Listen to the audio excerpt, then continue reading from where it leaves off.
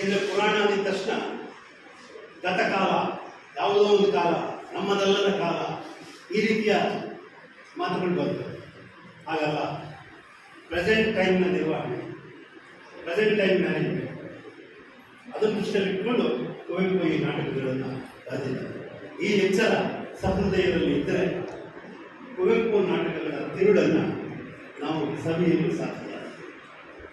ಇಲ್ಲೇ ಇದ್ದರೆ ನಿಮಗೆ ವಿದ್ಯಾರ್ಥಿಗಳಿಗೆ ಪಠ್ಯವಾಗಿ ನೀಡಿದಾರಲ್ಲ, ಶೂದ್ರ ತಪಸ್ವಿ, ಜಲಗಾರ ಮತ್ತು ಸ್ಮಶಾನ ಕುರುಕ್ಷೇತ್ರ, ಈ 3 ನಾಟಕಗಳನ್ನು ದೃಷ್ಟಿಯಲ್ಲಿಟ್ಟುಕೊಂಡು ನಾನು ಮಾತಾಡ್ತೇನೆ.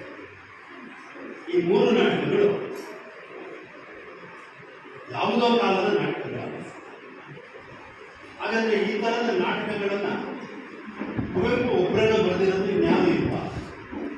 ಈ ಪ್ರಶ್ನೆ ಬಹಳ ಆಶ್ಚರ್ಯ. ಅಂದರೆ ಜರ್ಮನಿಯಲ್ಲಿ ಬ್ರೆಟ್ ಅಂತ ಒಬ್ಬ ಕವಿ ಮತ್ತು ನಾಟಕಕಾರ ಮತ್ತು ಸಾಮಾಜಿಕ ಹೋರಾಟಗಾರ, ಸೋಷಿಯಲ್ ಆಕ್ಟಿವಿಸ್ಟ್, ಆತ ಅನೇಕ ಕೃತಿಗಳನ್ನು ರಚಿಸಿದ್ದಾರೆ.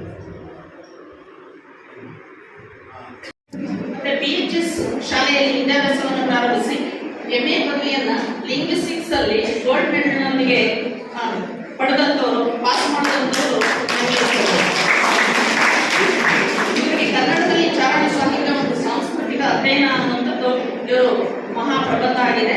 ತೀರಾ ಕ್ಲಿಷ್ಟ ಮತ್ತೆ ಅಪರೂಪದ ವಿಷಯ ಸಹ ಹೌದು. ಅದರ ಜೊತೆಗೆ ಇವರು ಕನ್ನಡ ವಿಭಾಗದ ಮುಖ್ಯಸ್ಥರಾಗಿ, ಪ್ರಾಧ್ಯಾಪಕರಾಗಿ ಚಿಕ್ಕಬಳ್ಳಾಪುರ, ಯಡಗಂಡಿ, ಆನಗಲ್ ಮತ್ತೆ ಗುಬ್ಬಿ ಮುಂತಾದಂತಹ ಕಡೆಗಳಲ್ಲಿ ಸೇವೆಯನ್ನು ಸಲ್ಲಿಸಿ ನಿವೃತ್ತರಾಗಿದ್ದಾರೆ.